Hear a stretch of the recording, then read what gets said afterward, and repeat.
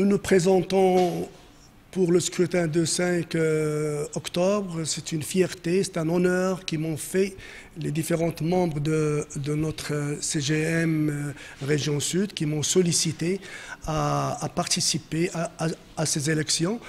Nous estimons que nous avons une connaissance assez large dans le domaine de l'enseignement des entreprises et les soucis des entrepreneurs de notre région. Par notre expérience dans différents domaines, notamment l'enseignement, l'agriculture, le tourisme, la distribution et le développement social, nous nous sentons prêts à intégrer le groupe parlementaire de la CGM. Pour nous, ça sera une occasion de partager nos expériences en tant qu'entrepreneurs et en tant que membre fondateur de la CGM Sousse Massa. Donc moi je suis membre de la CGM Sousse Massa depuis une vingtaine d'années maintenant. J'ai participé à différentes commissions, donc j'ai eu la chance de connaître les problématiques dans différents secteurs, que ce soit le secteur de la pêche, le secteur du tourisme, le secteur de l'agriculture. Donc je me sens apte, je me sens avoir les connaissances, les capacités pour pouvoir représenter ces tissus économiques au sein du groupe parlementaire de la CGM.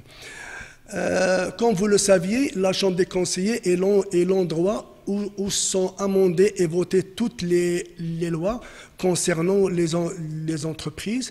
Dans ce sens, nous souhaitons être membres actifs et réactifs par rapport à toutes les décisions et les mesures qui définiront le futur des entreprises au niveau national.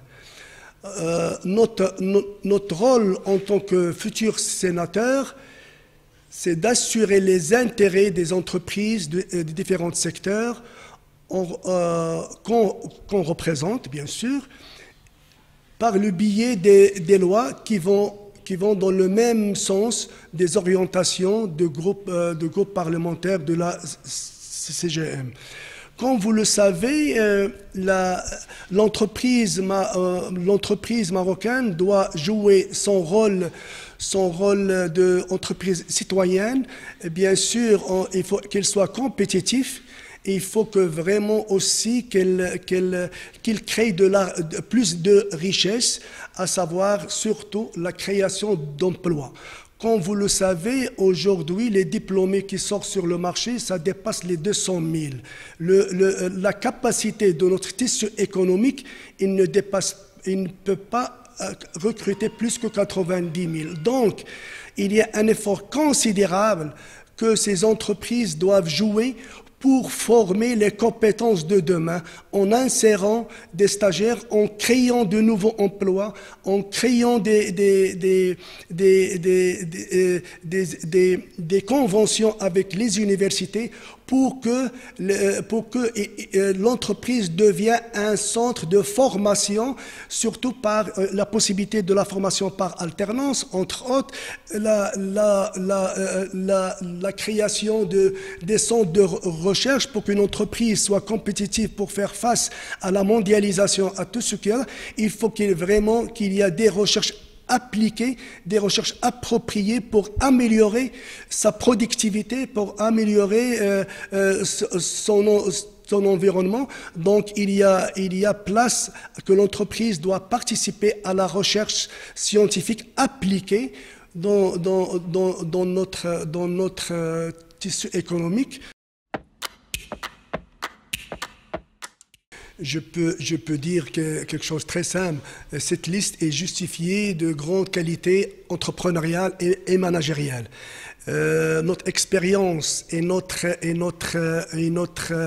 expérience dans le secteur économique, comme je vous ai dit, au niveau différents secteurs qui sont dans notre région, à savoir l'agriculture, le tourisme, étant donné que nous sommes des opérateurs, ils se distinguent par notre équipe aussi se distingue par son dévouement et sa détermination et surtout sa disponibilité à représenter nos entreprises. On se veut un binôme qui sera à l'écoute des entreprises et une force de proposition. Nous comptons collaborer avec les membres de la CGM de Grand Sud pour collecter les doléances et les réformes légales nécessaires à la pérennité de nos entreprises. Donc, c'est-à-dire, on ne va pas travailler tout seul, on va travailler en équipe. On va essayer de remonter l'information chez les opérateurs pour qu'on puisse la remonter, pour qu'on puisse la défendre auprès du Sénat et apporter participer aux réformes des lois nécessaires pour que nos entreprises soient compétitives et opérationnelles. Les principaux chantiers du groupe parlementaire de la CGM, les grands axes sont déjà identifiés. C'est un travail qui a déjà commencé depuis les 2 derniers mandats, à savoir la réforme de la fiscalité générale et régionale, la réforme du code de travail, veiller à ce que l'accès à la formation professionnelle soit plus facile pour les entreprises qui en ont besoin. Sensibiliser à la mise en place des mesures pour réduire l'informel, mettre en place des mesures incitatives pour encourager l'investissement et rendre nos régions plus compétitives, encourager la transition numérique des PME pour faciliter leur intégration dans l'économie mondiale. Et aussi, il y a un point qui est très important pour lequel la CGM, pour lequel on va travailler, c'est la décarbonisation de l'entreprise. Il ne faut pas oublier que les barrières à l'entrée dans le marché européen ils sont fixées à partir de 2023.